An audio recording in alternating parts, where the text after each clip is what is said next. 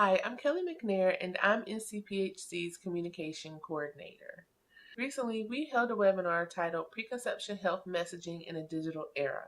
If you missed the webinar, I'm here to provide you with just a snapshot of what you missed and some additional resources at the end. Before we get started, we have to know, why is preconception health messaging so important in digital media? So let's remind ourselves, one half of all infant mortality and morbidity are directly related to the health of the mother before she becomes pregnant. In addition, some recent reports have shown that the father's health before conception is just as important. And we must reach men and women where they are on their devices. I also have to let you know that when we say digital media, we don't only mean social media like Facebook and Twitter, Instagram, and Snapchat, but we also mean streaming services like YouTube, Hulu, Vimeo. We also mean other services like Pandora. Tip number one, know your audience. And that's, rule number one in marketing in general. We must know who our target audience is before we can even get started reaching them. So do your research. One great resource is Pew Research Center, and I'll link them in the description box. Now for NCPHC, we target men and women of childbearing age. So those are generally our Generation Xers, Millennials, and Generation Zers. Generation Xers are age 53 to 39, so they're still having children. Millennials are aged 23 to 38, and Generation Zers are 22 and under.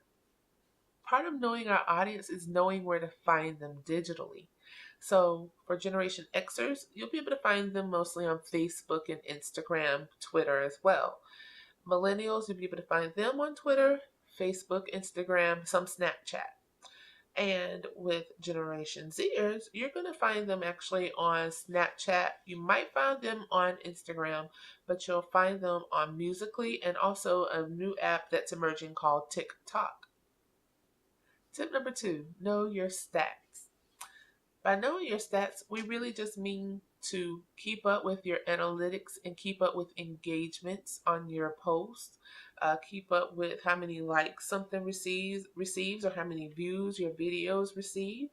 And that just helps to let you know what your audience likes. It even helps you know what time your audience is on when they're liking things. So that's really an important factor to take into consideration as you're drafting your posts. By keeping up with our stats, NCPHC knows that we've reached more than 1 million people online with our preconception health messaging. Tip number three, use hashtags. And by that, we just mean use popular hashtags like Wellness Wednesday, Feel Good Friday, Sunday Fun Day. Now, when you're creating a targeted campaign or maybe you're promoting an event, that's the time to create a new hashtag to encourage other people to use. And that also helps you look back and see what other people have posted on under that hashtag. Tip number four, use complementary apps.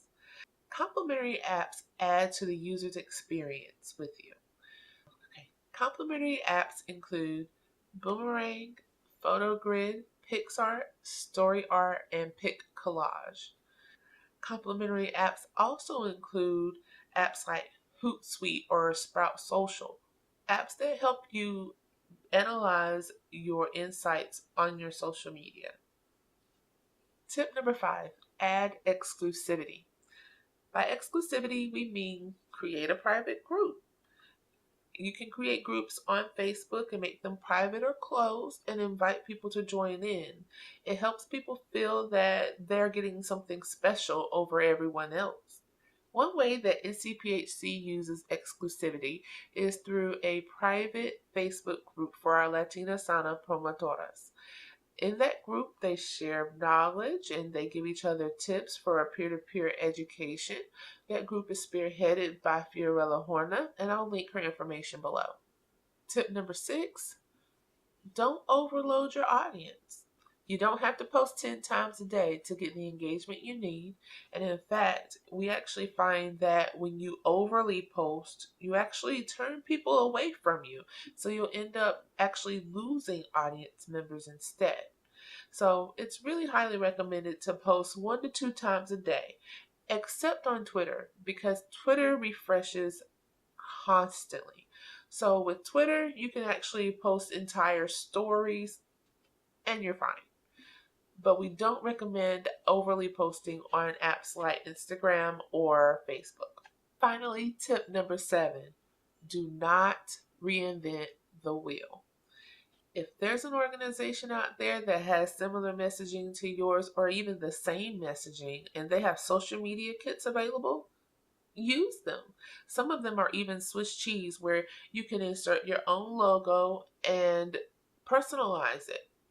So, something to keep in mind is that you don't have to always go to the drawing board and start over every time you need to run a campaign. I hope that the information I've provided today has been helpful.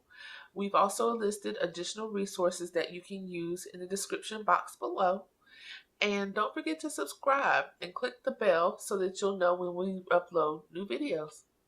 See you next time.